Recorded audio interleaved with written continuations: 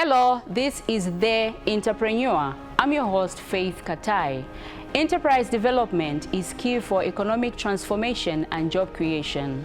It is from such an understanding that the government of the Republic of Zambia has made consistent efforts to encourage citizens to venture into small and medium-sized enterprises in order to diversify and attract investment into the various sectors of the economy.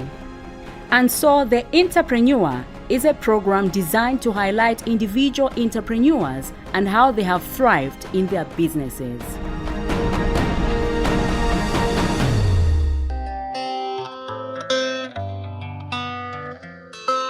Hello, this is The Entrepreneur. We are heading to Kalundu area where we are going to interview Mutale Nachilima, who has ventured into smoking business. Come with me.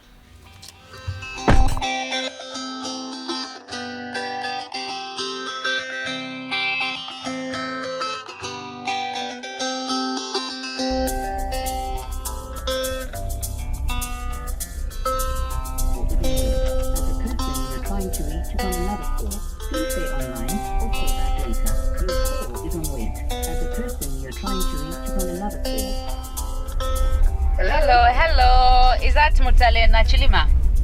Yes, speaking. Yes, this is Faith from Zanis. We are on our way coming. Okay, you'll find me. Thank you. Okay, bye. Just a clarification on the directions. Is it along Central Street? Yes, along British Road. Where exactly are you coming from? We are by the bridge, just by East Park. Hybrid. East Park. Hybrid? Yes. Oh, East Park. East Park. Okay, just come down. It's the same road. Like when you get to Hybrid roundabout, it's the third turn on your right. CHI Road. It's the first turn to your right, then second left. Okay. All right. Okay, you'll find me along that road. All right.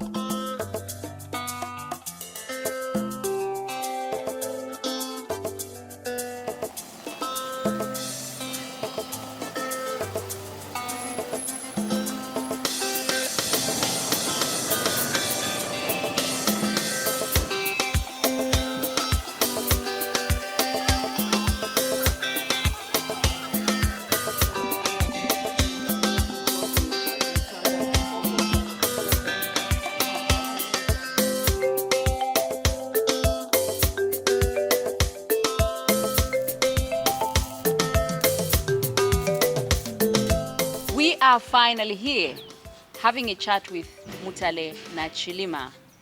Mutale, welcome to the program. Thank you for this privilege. I'm grateful.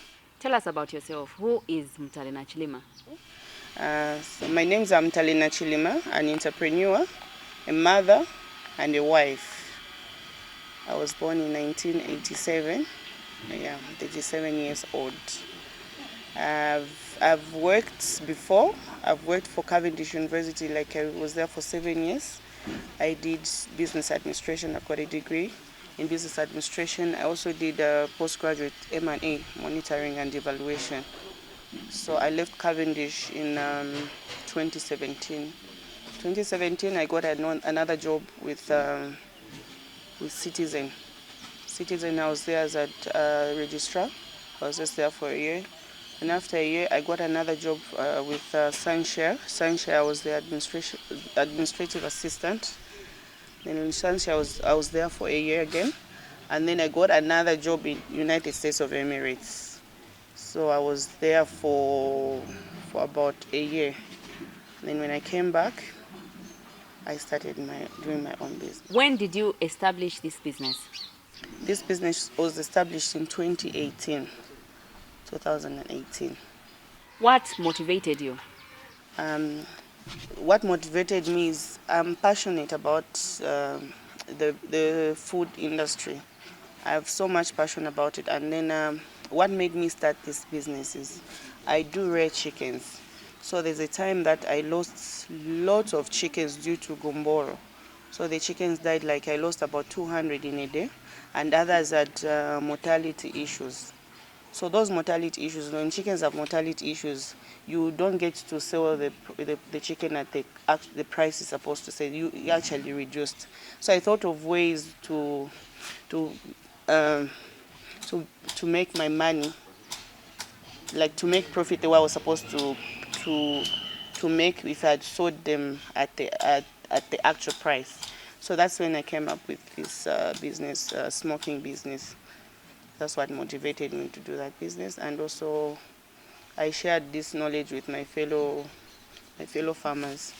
So the first time I started, I actually posted on the poultry farming group to say, bring your own chickens at a fee. I didn't even know how much to charge by then. So I received 2 calls. The first 2 calls I received was, one of them was given Luinda's daughter. She brought 50 chickens for labor.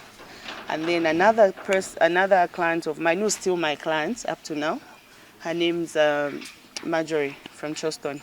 She brought, so that very day I made close to 3,500 just on labor. So the only thing I spent on was just charcoal and my time. So that also motivated me to keep going, because I saw that, okay, this business is making sense. So I started with labor, smoking and selling, and then later on I introduced the training, and then I started also fabricating the smoker machines, and then it became like a complete set. So when someone comes for training, when they buy a smoker, they get a free training. Wow. So this has been my journey, and it has been going on I've never stopped. So it's 7 years now. Has this business benefited you in terms of improving your livelihood? A lot. I'm able to pay school fees for my children. I'm able to buy food. I've been able to build with the same business, and it has benefited me also in terms of networking. Yeah, I've met a lot of fellow entrepreneurs, and yeah, just a lot, because I've trained people as far as Malawi, Congo, Botswana, South Africa. I've got clients in those countries, Zambia as well. So the network especially, I've benefited a lot. How do you take care of your customers in your business? First, good communication, good customer service is key to keeping customers. And then 2, efficiency. You're keeping time. And 3, just providing the quality products, which I've always maintained and I've done from the time I started. Yeah, and delivery, because I'm doing with a lot of delivery. If delivery customers are happy with the product, the quality, and the services I'm offering, which have been top notch. I've been doing that. Yes, I've got, and how I tell that my product is good, because I have a lot of customer, that old customer returning back. Have you encountered any challenges in your business? The challenges is with when it comes to workmanship, the unskilled labor. Sometimes they let me down, and timing also. Sometimes maybe power cuts, so that also causes. That has been a challenge, especially rain season, and so that has affected us in terms of delivery, to deliver the product on time because of that. And the other challenges is the inflation. The economy is not doing well, yeah. So we're not having as much customers we used to have before, yeah. Through this business, as an entrepreneur, have you empowered some people? A lot. So I've trained, I'm the one who trained refugees, about 3,000, and it was under Caritas Sage Republic, and they were happy. So when I came back, they called me back again to go and train the group of ladies that were in prostitution, GBV and prostitution. So that I trained them separate. And then they called me back for the 3rd time to go to Mayukwa refugee camp. I couldn't go. That time I was expecting a baby. So they said, no, we just want you to train them because we're happy with what you did. And some of them even started going back to their countries because of the skill I offered. So they had to bring the refugees. They came here. Yeah. So I trained them from here, and then after the training, they bought them smokers and they went back. And then I've also trained the deaf community. There were about 30 deaf ladies and men and women. There were about 30 in total. And then I've also trained the mothers shelter.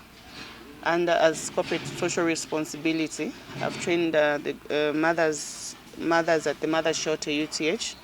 I've also trained the prisoners at Chainama Correctional Service.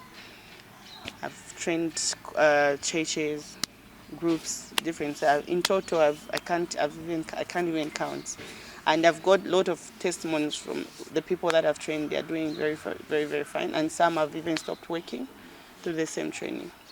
5 years from now, where do you see your business? I see myself to be where I want to have my own machinery. I see myself in Zimbabwe. I plan to open one branch in Zimbabwe because I feel there's a lot of opportunity that side. I see myself opening another branch in Malawi and three and copper belts, because the demand is very, very high now. Yeah, because right now when a customer orders, we're just sending, they're coming from here. So I see myself opening branches in different provinces and countries. Wonderful, wonderful. What advice do you have for people who are watching this program? Okay, my advice to the people, the entrepreneurs, whatever, the people, the women, the men, is that no business is small. Don't look down on any business. I started small. This smoking business, people think it's just a play. I've won awards because of what? Consistency. And these are international awards. They're not even local awards. The first award I won was in Nairobi last year in October, and I'm going for another one this year in February on the 8th. The award ceremony is on the 10th, and I'm one of the top finalists global 2023 among those that's the nominees. Those were about 7 countries, African countries, and from Zambia I was the only one who got it, and I'm going for another one next month, in fact this month on the 8th. So consistency is key. And business is not just about making profits. Love what you're doing. Love what you're doing. Do it with all your heart. Be passionate about it. Then you'll see yourself grow. If you rush, like you just want to make profits and you just want to see yourself there, no, then you crash. And it doesn't matter the capital, the amount of money. You can start any business with any amount. I started with zero capital. So you can start from as low as 100 kwacha. Yeah, so just have enough knowledge and be patient, consistent, determination. And look, from the time I started, I've never stopped. It's not like things have been going on well for me, no. I've had a lot of challenges, but I keep going. Market yourself. Be consistent with the product. Not today you do, tomorrow you stop. You lose focus like that. So business doesn't work like that. There are no shortcuts in business. So you have to be patient, focused, determined, and consistency is key. Above all, prayer. Let's take a break. This is Mutalina Chilima from Smokehouse. Keep watching The Entrepreneur on Zenith TV. Welcome back. In case you have just tuned in, you are watching The Entrepreneur, and this is a program that highlights individual entrepreneurs and how they have thrived in their businesses. How do you manage to separate capital and your profit? Okay, so I separate capital and profits in order to grow business by reinvesting. So when I make profits, for example, I started with five smokers.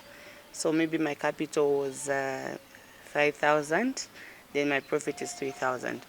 I will use all the 8,000, reinvest in material so that I make more than 5. So as we grow, then eventually as we start growing up to maybe 100, then now we can start separating the profits from capital. Maybe the profits I save in the account, and then we maintain now the capital. Because if you eat your capital and profit, then the business dies. Yeah. Okay. Yeah. So reinvesting in business. So whenever you make profit, don't don't eat that money. You reinvest. Yes.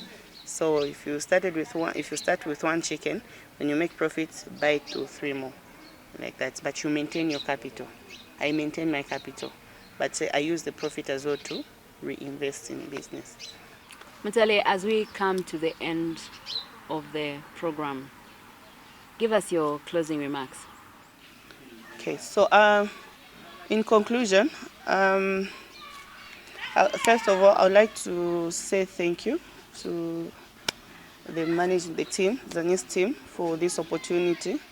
And just a piece of advice, just don't give up. Don't give up whatever, even if you have clients today, if you're in business, whether you have clients today, tomorrow just tell yourself, tomorrow I'm going to sell.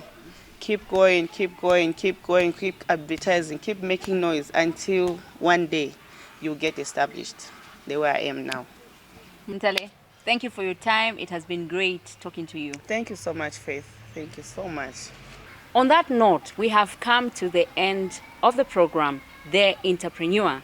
And on this edition, we were featuring Mutale Nachilima, who is an entrepreneur who has ventured into smoking business. On that note, we have come to the end of the program. This is Faith on behalf of my producer, Aaron Kamanga. Have a pleasant viewing.